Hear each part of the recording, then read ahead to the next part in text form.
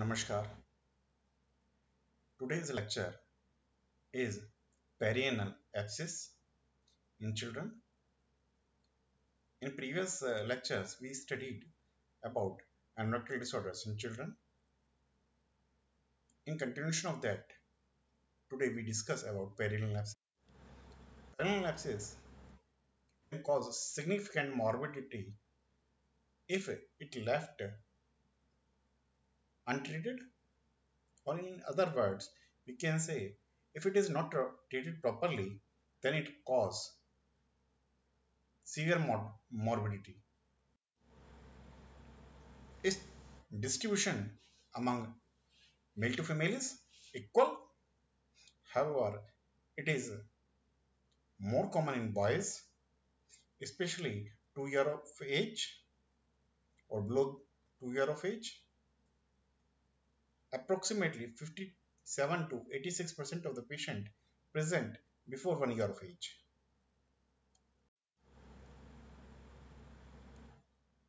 In most cases, particularly in infants, perianal abscess thought to be the secondary to infection of anal crypt. Anal crypt के infection के secondary होने के कारण perineal abscess create होती है. Now we come to the pathophysiology of the anal abscess. Developmental of the perineal abscess can be divided into the acute phase, that is abscess, and a chronic phase, that is fistula in ano. Vast majority of the perineal abscess and fistulas originated from infected anal crypts gland. Infection then penetrate internal sphincters and spread into the intersphincteric space. Presentation. Patient often present within first few months of the life. Perineal abscess appears as red, swollen, tender areas lateral to the anus.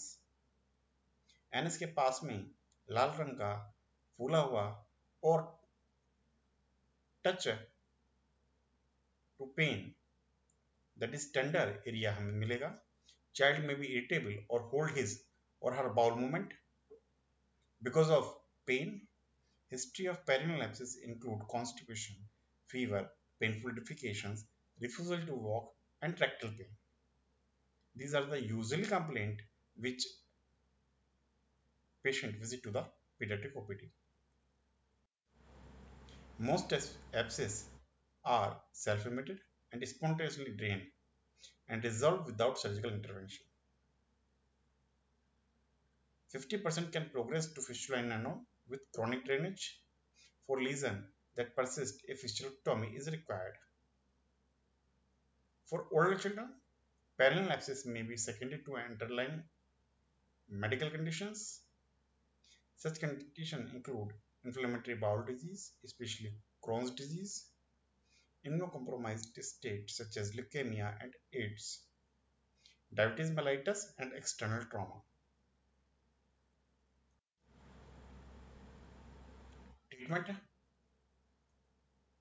Treatment consists of two parts. Number one is medical therapy and second one is surgical therapy.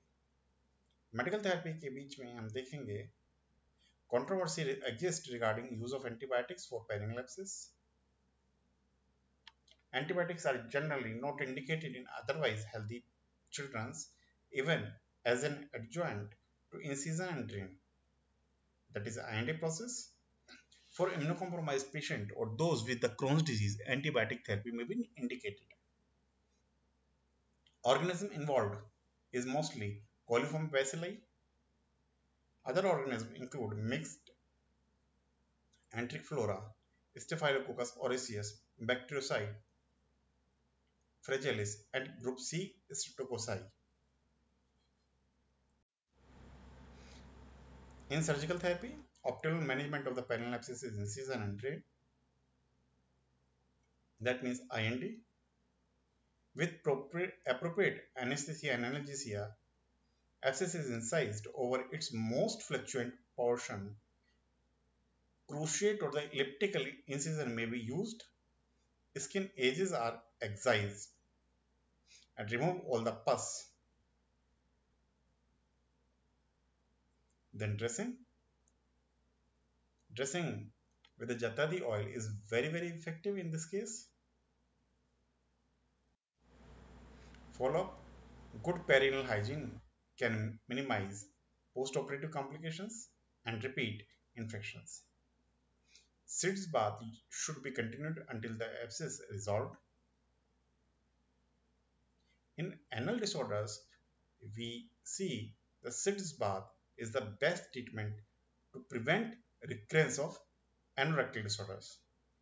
Cleaning of the child with the plain water is recommended. The patient should be seen within 1 week of the drainage to confirm resolution of the abscess. Now, fistula in ano.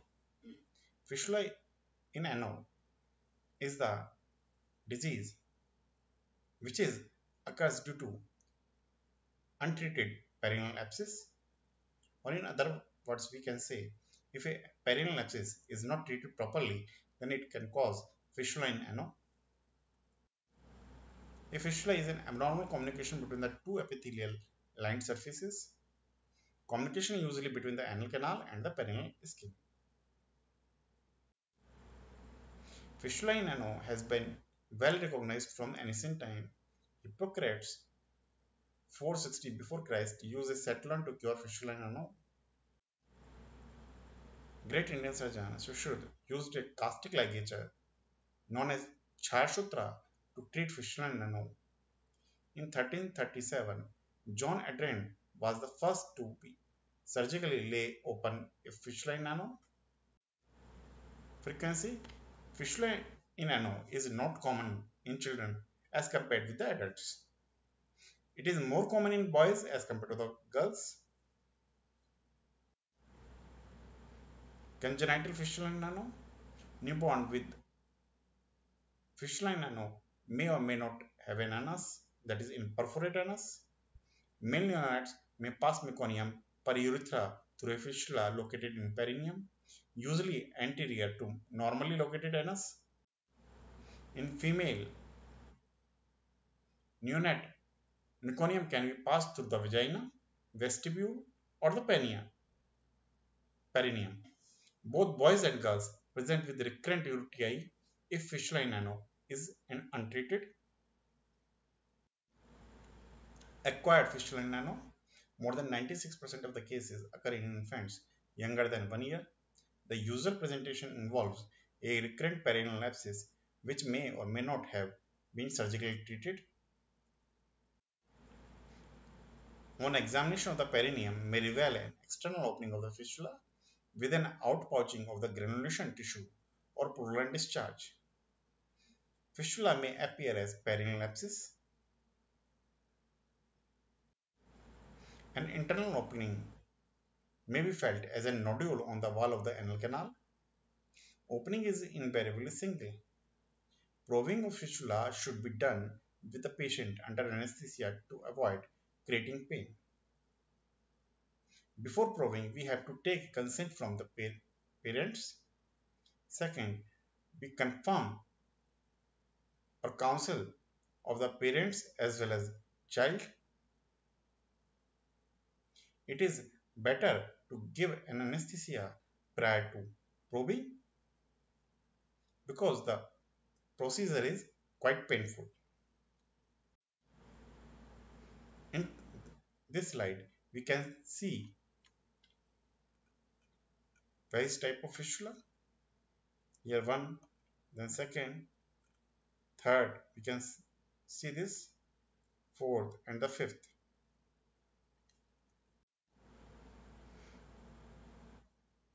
Lab studies, culture and sensitivity testing is to identify the causative organism. Imaging studies, endorectal ultrasonography and MRI for mapping of the complex fistulae, or fistulography is the methods of imaging.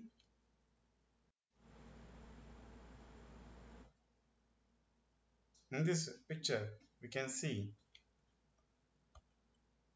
the strut. Treatment. Medical therapy include antibiotics and analgesic. Treatment of the cause whether the malignancy is present, Crohn's disease is present, ulcerative colitis is present. It should be properly treated. If underlying tuberculosis is detected, then we give anti-tubercular treatment to the child. In surgical therapy, asymptomatic fistulae require no treatment. Fistula may be adequately treated using fistulectomy or the fistulotomy, use of Satron and the Charsutra therapy. In this picture, we can see a Charsutra ligation.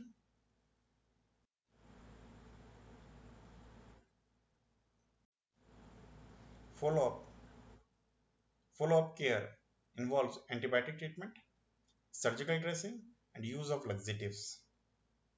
Then we again say that constipation is the root cause of anorectal disease in children. A fiber-rich diet is recommended. Outcome and progress. Outcome is good for the acquired and the congenital varieties, and recurrence and the scarring are common in patients with tuberculosis or the Crohn's disease. Thank you.